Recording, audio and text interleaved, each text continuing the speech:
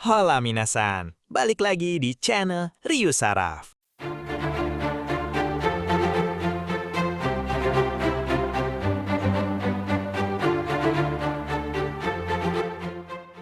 Di momen kali ini, saya mencoba hal yang baru untuk proses konten di Mari. Mencoba semudah mungkin memproses konten, tapi dengan pembahasan yang tentunya tetap penuh perhitungan. Oke, kita mulai. Kali ini, saya akan membahas anime yang baru aja jalan 3 episode, yaitu anime Tsueto Tsurugi no Wistoria. Siap-siap mental ya, karena 2 episode terbaru dari Wistoria One and Sword benar-benar ngerusak suasana hati. Semua diaduk-aduk jadi gak karu-karuan. Bayangin, kita lagi asik-asik ngerayain festival Terminalia yang meriah banget. Tiba-tiba kotanya berubah jadi arena tawuran antar dimensi. Monster-monster dari strata terdalam dungeon muncul ke permukaan kayak tamu tadi undang yang mau ngabisin prasmanan tanpa salam. Kacau banget. Ini bukan kebetulan guys, ini rencana jahat yang bikin sistem perlindungan sihir kota jadi kelihatan kayak casing HP murahan, retak di mana-mana. Intinya, dunia yang selama ini mendewakan sihir mulai sadar kalau mantra sehebat apapun itu ada batas kadaluarsanya. Ternyata, kalau sistem udah kena hack musuh, penyihir-penyihir ini cuma bisa bengong lihat tameng mereka hancur berkeping-keping. Di sini kita diperlihatkan kalau jadi penyihir elit itu nggak menjamin keselamatan. Para penyihir agung dari menara turun tangan, emang momennya kebetulan mereka ada di kota dan harus ngeluarin segala kemampuannya. Tapi realitanya brutal banget. Ada penyihir api level tinggi yang harusnya jago banget, malah dipotong jadi 2 dalam sekejap tanpa sempat pamer skill. Bener-bener nggak ada harga dirinya itu gelar elit. Guardian-guardian yang jumlahnya bejibun kayak taburan daun bawang di atas martabak telur juga tumbang satu persatu. Ternyata, musuhnya bawa cheat code berupa senjata pemotong penyihir yang bikin keunggulan sihir jadi gak guna sama sekali. Fondasi kekuatan dunia ini lagi buntuh, dan gak ada tempat aman bahkan buat mereka yang ngerasa paling jago di puncak hierarki. Kalau sihir udah gak mempan, mau pakai apa? Doa? Terus muncul nih bos besarnya, Defender. Dia ini bukan cuma kuat, tapi benar-benar ngeri-ngeri sedap secara konsep. Dulu dia dikenal sebagai pembantai magia Vander, dan sekarang dia balik lagi dengan skill yang lebih curang, bisa nyerap jejak sihir monster buat jadi power up. Jadi makin banyak orang pakai sihir di deket dia, makin kenyang dan makin kuat dia. Dia itu ibarat virus yang perlahan makan sistem dunia itu sendiri.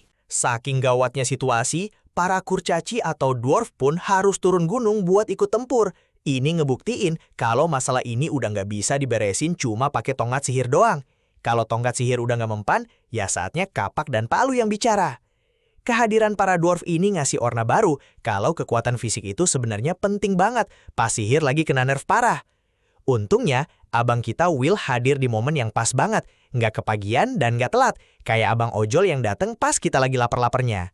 Tapi tenang, Will nggak digambarin jadi karakter Merisu yang tiba-tiba jadi dewa dan beresin semuanya dalam satu kedipan mata. Meskipun skill pedangnya udah level up normal, dia tetap kelihatan manusiawi banget di episode ini. Will bisa ragu, bisa takut, bahkan bisa ngerasa putus asa pas lihat keadaan makin kacau balau. Dia bukan robot penghancur, dia cuma cowok yang berusaha keras. Kehadirannya bikin alur cerita jadi seimbang antara aksi yang megah sama drama yang menyentuh.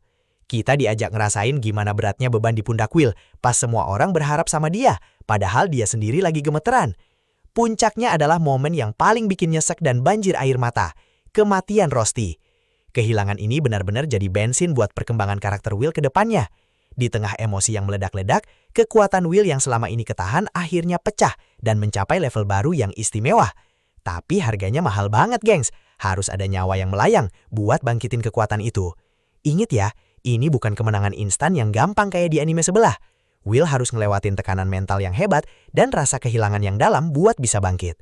Episode ini ngajarin kita kalau di dunia yang lagi hancur ini, kekuatan sejati itu bukan cuma soal siapa yang paling jago sihir, tapi siapa yang paling kuat bertahan pas sistem yang selama ini diandelin udah nggak berfungsi lagi. Pokoknya, ini cerita tentang bertahan hidup di tengah ketidakadilan, bukan cuma soal pamer kekuatan atau adu mantra keren. Wistoria Season 2 sukses bikin kita sadar kalau dunia itu nggak selamanya adil, dan kadang satu-satunya cara buat menang adalah dengan gak menyerah pas semuanya udah kelihatan mustahil. Benar-benar episode yang emosional dan penuh aksi. Gimana menurut kalian? Apakah Will bakal bisa ngebantai Defender di episode selanjutnya? Tulis teori halu kalian di kolom komentar ya. Jangan lupa like, share, dan subscribe channel Ryu Saraf biar nggak ketinggalan info anime seru lainnya. Gue cabut dulu, tetap nonton anime dan jangan lupa makan prasmanan kalau diundang kondangan. See you, bye!